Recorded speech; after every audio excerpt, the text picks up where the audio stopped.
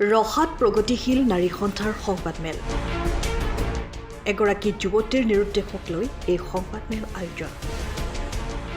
তদন্তত আৰক্ষীৰ অৱহেলাৰ অভিযোগত সদৌ অসম প্ৰগতিশীল নাৰী সন্থাৰ ৰহা ব্লক সমিতিৰ এই অভিযোগ।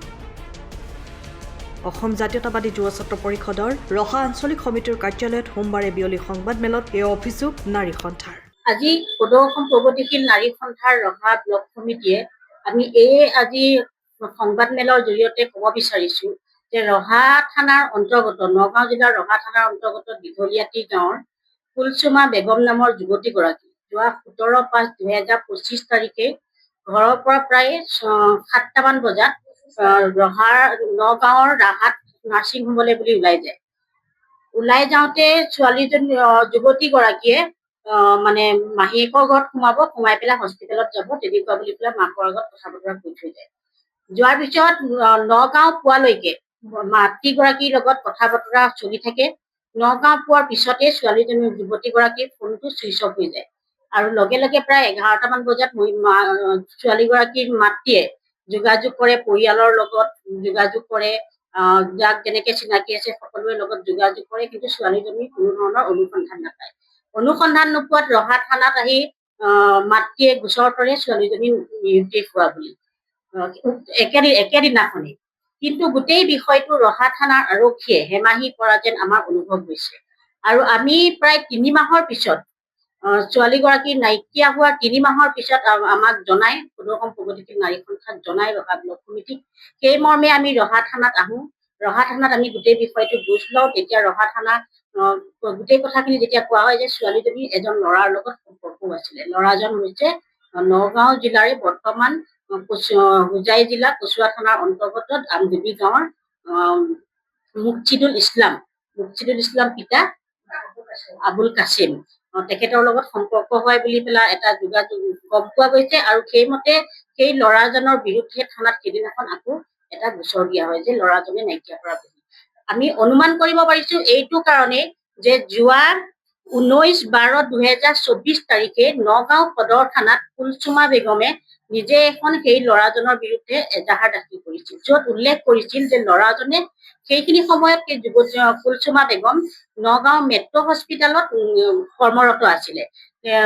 হস্পিটেলৰ পৰা ওলাই অহাৰ সময়ত ল'ৰাজনে জবৰদস্তি কৰি, যিহেতু এটা সম্পৰ্ক আছিলে তেওঁলোকৰ মানে বিয়া হোৱাৰ এটা সম্পৰ্ক আছিলে, সেই সম্পৰ্কত ল'ৰাজনে জবৰদস্তি কৰি গাড়ীত উঠাই লৈ যোৱা বুলি পেলাই মানে এখন এজাহাৰ দাখিল কৰিছিল। চেতন অৱস্থাত আহি আকৌ মেট্ৰ' হস্পিটেলৰ সন্মুখত থৈ যায় আৰু বিয়াৰ সমাধানেৰে গোটেই বিষয়টো মীমাংসা হব বুলি তেওঁ কোৱাৰ কাৰণে পৰৱৰ্তী পৰ্যায়ত তেওঁ এজাহাৰখন দাখিল কৰা দেৰি হৈছে, তেনেকে বুলি এজাহাৰত উল্লেখ কৰি থৈ যায়। আৰু সেই এজাহাৰখনো কিন্তু আজিলৈকে সেই ল'ৰাটোক কোনো ধৰণৰ একচন লোৱা কিন্তু আমি দেখা পোৱা নগল। সেইকাৰণে আমি অনুমান কৰিব পাৰিছো। আৰু ৰহা থানাত যেতিয়া গোচৰটো দিছিলে তেতিয়া ছোৱালীজনী যেতিয়া কুলচুমা বেগমৰ ফোনটো চেক কৰে, তেতিয়া লোকেশ্যনত 16 তাৰিখে এই যুৱকজনৰ লগত কথা পতাৰ এটা লোকেশ্যনত ধৰা পৰিছে আৰু তাৰ বাহিৰে বেলেগ কাৰো লগত লোকেশ্যন নাই। গতিকে আমি তাৰ পৰা অনুমান কৰিব পাৰিছো যে মুকছিদুল হকে মানে যুৱতীগৰাকীক নি লুকুৱাই ৰাখিছে। এই গোটেই বিষয়টো আমি যেতিয়া ৰহা থানাত দিওঁ, ৰহা থানাৰ পৰা কোনো ধৰণৰ আমি সকাহ নোপোৱাৰ কাৰণে আমি ৰহা SP নগাঁও থানাৰ SPৰ লগতো আমি যোগাযোগ কৰিছো 2-3 বাৰ। পৰৱৰ্তী পৰ্যায়ত আমি কোনো ধৰণৰ এই গোটেই ছোৱালীজনী উদ্ধাৰৰ কোনো ধৰণে আমি আজিলৈকে সকাহ পোৱা নাই। আমি যেতিয়া নগাঁও SPৰ লগত যোগাযোগ কৰিছো, তাৰ পিছদিনাখনেই ৰহা থানাই গোটেই বিষয়টো চাপৰমুখ ভাৰপ্ৰাপ্ত আৰক্ষী অধীক্ষকক কেছটো দি দিয়ে। গতিকে আমি চাপৰমুখ থানাতো আমি স্মাৰক পত্ৰ দিছো যে ছোৱালীজনী উদ্ধাৰ কৰি দিয়ক সোনকালে, কাৰণ যিজন ল'ৰাৰ বিৰুদ্ধে যুৱকৰ বিৰুদ্ধে গোচৰটো দিছে সেই যুৱকজন কিন্তু বেছি দূৰত নাই, গুৱাহাটীতেই আছে।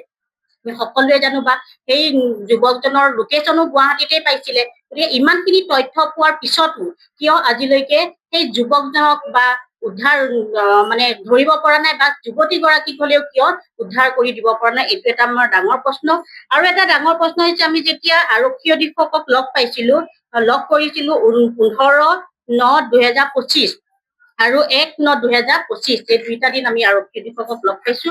তেতিয়া আৰক্ষী অধীক্ষকে এটা কথা আমাক কৈছে যে অকল মানে দীঘলীয়াটিৰ এই কুলচুমা বেগমেই নহয়, নগাঁও জিলাৰ আণ্ডাৰত প্ৰায় 30 গৰাকী যুৱতী নিৰুদ্দেশ হৈ আছে। তাৰে 21 গৰাকী মানে ৰহা থানাৰ অন্তৰ্গত। গতিকে আজি জিলা প্ৰশাসন ব্যৰ্থ হৈছে নেকি, আমি অনুভৱ কৰিব পাৰো যে গৃহ বিভাগ ব্যৰ্থ হৈছে নেকি।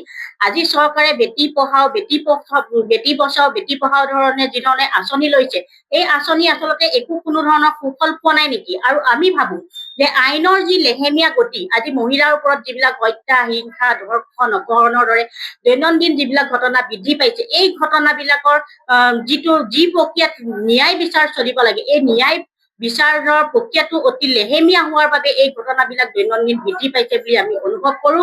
আৰু আমি ভাবো অকল কুলসুমা বেগমেই নহয়, এই যি 30 গৰাকী যুৱতী যি নিৰুদ্দেশ হৈ আছে, সকলোৰে উদ্ধাৰ হওক। সেইটো আমি আজি সদৌ অসম প্ৰগতিশীল নাৰী সন্থাৰ ৰহা ব্লক সমিতিৰ তৰফৰ পৰা, নগাঁও জিলা সমিতিৰ তৰফৰ পৰা আমি জিলা প্ৰশাসন তথা চৰকাৰক আমি আহ্বান জনাইছো যে যি মহিলাৰ ওপৰত যিবিলাক এই ধৰণৰ ঘটনাবিলাক বাঢ়ি আছে, ইয়াৰ উচিত পদক্ষেপ যদি সঠিক সময়ত যদি লয়, তেতিয়াহলেহে মহিলাসকলে আচল নিৰাপত্তা পাব বুলি আমি ভাবো।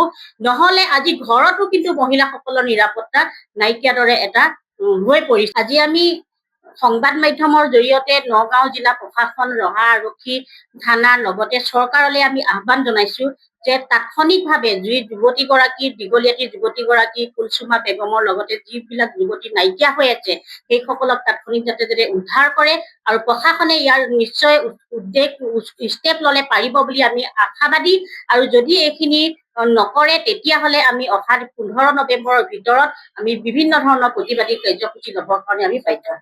সময়ৰ খবৰ সময়ত পাবলৈ ফ'ল' কৰক টাইম অফ আছাম।